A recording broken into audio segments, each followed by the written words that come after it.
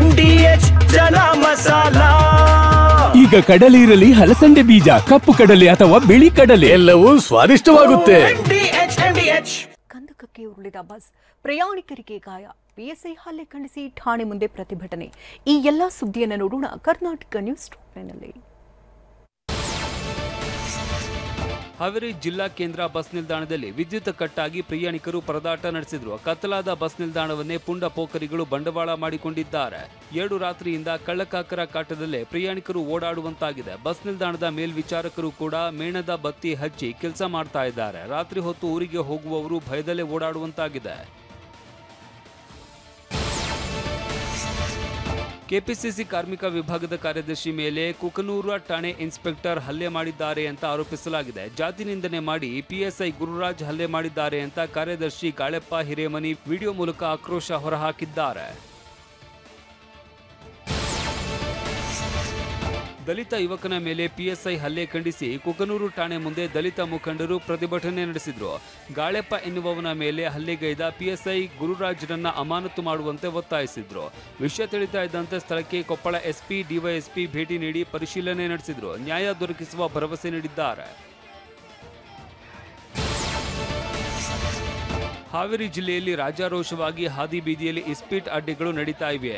ಕಂತೆ ಹಣ ಇಟ್ಕೊಂಡು ಟೆಂಟ್ನಲ್ಲಿ ಅಂದರ್ ಬಹಾರ್ ಆಟ ಆಡ್ತಾ ಇದ್ದಾರೆ. ರಾಣೆಬೆನ್ನೂರು, ಬ್ಯಾಡಗಿ ಸೇರಿದಂತೆ ವಿವಿಧೆಡೆ ಇಸ್ಪೀಟ್ ಆಟ ಜೋರಾಗಿದೆ. ಜನರು ಮನೆ, ಜಮೀನು ಅಡವಿಟ್ಟು ಲಕ್ಷಾಂತರ ರೂಪಾಯಿ ಕಳೆದುಕೊಳ್ತಾ ಇದ್ದಾರೆ. ಇಷ್ಟಾದರೂ ಪೊಲೀಸ್ ಇಲಾಖೆ ಕಣ್ಮುಚ್ಚಿ ಕುಳಿತಿದೆ. ಖಬರಸ್ಥಾನದಲ್ಲಿ ರಾಜು ತಾಳಿಕೋಟೆ ಅಂತ್ಯಕ್ರಿಯೆ, ಜೈಲಿಗೆ ಕಾನೂನು ಸೇವಾ ಪ್ರಾಧಿಕಾರದ ಭೇಟಿ, ಒಂದೇ ಜಾಗದಲ್ಲಿ 10 ಹೆಣ ದಫನ್ ಮಾಡಿದ್ದೇನೆ, ಆದಾಯ ಮೀರಿ ಆಸ್ತಿ ಗಳಿಸಿದವರಿಗೆ ಲೋಕಾಯುಕ್ತ ಶಾಕ್. ಈ ಸುದ್ದಿಯನ್ನು ನೋಡೋಣ ಸಮಗ್ರ ನ್ಯೂಸ್ ಟಾಪ್ನಲ್ಲಿ.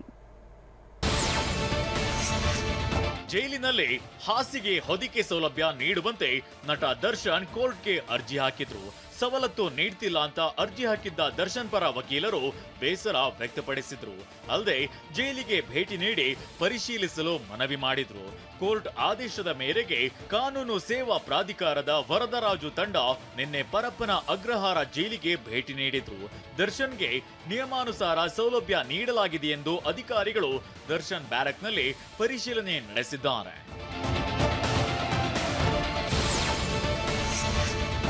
ಧರ್ಮಸ್ಥಳ ಶವ ಹೂತ ಪ್ರಕರಣಕ್ಕೆ ಬಿಗ್ ಟ್ವಿಸ್ಟ್ ಸಿಕ್ಕಿದೆ. ಬೆಳ್ತಂಗಡಿ ಕೋರ್ಟ್ನಲ್ಲಿ ಚಿನ್ನಯ್ಯ ಹೊಸ ಕತೆ ಹೇಳಿದ್ದಾನೆ. ಒಂದೇ ಜಾಗದಲ್ಲಿ 10 ಹೆಣ ದಫನ್ ಮಾಡಿದ್ದೇನೆ ಅಂತ ಹೇಳಿಕೆ ನೀಡಿದ್ದಾನೆ. ಇದರಿಂದ SIT ಅಧಿಕಾರಿಗಳಿಗೆ ಹೊಸ ತಲೆನೋವು ತಂದಿಟ್ಟಿದೆ. ಶಿವಮೊಗ್ಗ ಜೈಲಿನಿಂದಲೇ ಚಿನ್ನಯ್ಯನ ಮತ್ತಷ್ಟು ಹೇಳಿಕೆ ಪಡೆಯಲು SIT ಅಧಿಕಾರಿಗಳು ತಯಾರಿ ನಡೆಸಿದ್ದಾರೆ.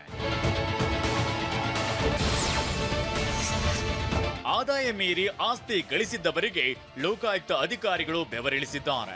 ಬೆಂಗಳೂರಿನ 3 ಸೇರಿ 12 ಅಧಿಕಾರಿಗಳ ಮನೆ, ಕಚೇರಿ ಮೇಲೆ ದಾಳಿ ನಡೆಸಿತ್ತು. ಬೀದರ್ನಲ್ಲಿ ಸಹಾಯಕ ಕೃಷಿ ನಿರ್ದೇಶಕ ಧೂಳಪ್ಪ ಬಳಿ ಕೋಟ್ಯಾಂತರ ಮೌಲ್ಯದ ಅಕ್ರಮ ಆಸ್ತಿ ಪತ್ತೆಯಾಗಿದೆ.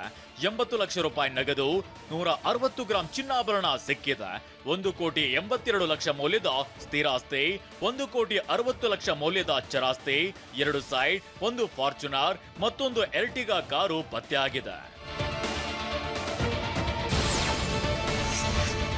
ಇನ್ನು ಹಾಸನ DHO ಕಚೇರಿ FDA ಆಗಿರುವ ಜ್ಯೋತಿ ಮೇರಿ ಮನೆಯಲ್ಲಿ ಕೋಟಿ ಆಸ್ತಿ ಪತ್ತೆಯಾಗಿದೆ. ಹಾಸನದ ಸತ್ಯಮಂಗಲ ಬಡಾವಣೆಯಲ್ಲಿರುವ ಜ್ಯೋತಿ ಮೇರಿ ಮನೆ ಹಾಗೂ ಕುವೆಂಪು ನಗರದಲ್ಲಿರುವ ಸಹೋದರಿ ಮನೆ ಸೇರಿದಂತೆ 4 ಸ್ಥಳಗಳಲ್ಲಿ ಲೋಕ ಅಧಿಕಾರಿಗಳು ದಾಳಿ ಮಾಡಿದ್ರು. ಜ್ಯೋತಿ ಚರ ಹಾಗೂ ಸ್ಥಿರಾಸ್ತಿ ಮೌಲ್ಯ 2.21 ಕೋಟಿ ರೂಪಾಯಿ ಆಗಿದೆ. ಚಿತ್ರದುರ್ಗ ಜಿಲ್ಲೆ ಹೊಳಲ್ಕೆರೆ ಕೃಷಿ ಇಲಾಖೆಯ ಸಹಾಯಕ ನಿರ್ದೇಶಕ ಎನ್ ಚಂದ್ರಶೇಖರ್ ನಿವಾಸದ ಮೇಲೆ ಲೋಕಾಯುಕ್ತ ದಾಳಿ ನಡೆಸಿತ್ತು. ಚಂದ್ರಶೇಖರ್ ಬಳಿ 5,14,15,00,000 ಮೌಲ್ಯದ ಆಸ್ತಿ ಪತ್ತೆಯಾಗಿದೆ. ಇದರಲ್ಲಿ 4,02,00,000 ರೂಪಾಯಿ ಮೌಲ್ಯದ ಸ್ಥಿರಾಸ್ತಿ ಹಾಗೂ 1,11,15,742 ರೂಪಾಯಿ ಮೌಲ್ಯದ ಚರಾಸ್ತಿ ಇದೆ. ಎನ್ ಚಂದ್ರಶೇಖರ್ಗೆ ಸೇರಿದ ಒಟ್ಟು 3 ಸ್ಥಳಗಳಲ್ಲಿ ಲೋಕ ದಾಳಿ ನಡೆದಿತ್ತು. ರಾಜ್ಯ ಶಾಲಾ ಶಿಕ್ಷಣ ಸಂಶೋಧನೆ ಮತ್ತು ತರಬೇತಿ ನಿರ್ದೇಶಕಿ ಸುಮಂಗಲ ಬಳಿ ಕೋಟಿ ಸಂಪತ್ತು ಪತ್ತೆಯಾಗಿದೆ. 7,32,50,000 ಮೌಲ್ಯದ ಆಸ್ತಿಪಾಸ್ತಿ ಪತ್ತೆಯಾಗಿದೆ. ಇದರಲ್ಲಿ 4 ಸೈಟ್, 5 ಮನೆಗಳು, 19 ಎಕರೆ ಕೃಷಿ ಜಮೀನು ಸೇರಿದಂತೆ 5,08,42,000 ಮೌಲ್ಯದ ಸ್ಥಿರಾಸ್ತಿ ಸಿಕ್ಕಿದೆ. 1 ಕೋಟಿ ಮೌಲ್ಯದ ಚಿನ್ನ ಸೇರಿದಂತೆ 2,24,00,000 ಮೌಲ್ಯದ ಚರಾಸ್ತಿ ಪತ್ತೆಯಾಗಿದೆ. ನಿರ್ದೇಶಕಿ ವಿ ಸುಮಂಗಲಾಗೆ ಸೇರಿದ 6 ಸ್ಥಳಗಳಲ್ಲಿ ಲೋಕ ದಾಳಿ ನಡೆದಿತ್ತು.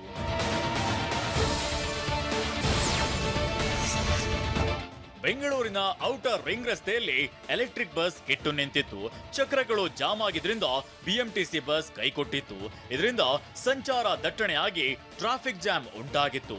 ವಾಹನಗಳು ಕಿಲೋಮೀಟರ್ ಗಟ್ಟಲೆ ಸಾಲುಗಟ್ಟಿ ನಿಂತಿದ್ವು. ಗ್ರೇಟರ್ ಬೆಂಗಳೂರು ಪ್ರಾಧಿಕಾರದಡಿ ರಚನೆಯಾಗಿರುವ 5 ನಗರ ಪಾಲಿಕೆಗಳಿಗೆ ಚುನಾವಣೆ ನಡೆಸಲು ಅಧಿಕಾರಿಗಳ ನೇಮಕ ಮಾಡಲಾಗಿದೆ. ಜಿಲ್ಲಾ ಚುನಾವಣಾಧಿಕಾರಿ, ಅಪರ ಜಿಲ್ಲಾ ಚುನಾವಣಾಧಿಕಾರಿಗಳ ನೇಮಕಗೊಳಿಸಿ ರಾಜ್ಯ ಚುನಾವಣಾ ಆಯೋಗ ಆದೇಶ ಹೊರಡಿಸಿದೆ. ವಾಹ್, ಯಾಕೆ ಈಗ ಬಂತ ಸ್ವಾದ? ಖಂಡಿತ ಈಗ ಬಂತು ಅಸಲಿ ಸ್ವಾದ. MDH chunky chaat masala life ಅಲ್ಲಿ ಅಸಲಿ ಸ್ವಾದ ತರುತ್ತೆ. ಅಸಲಿ ಮಸಾಲ, ಎಸ್ ಎಸ್ MDH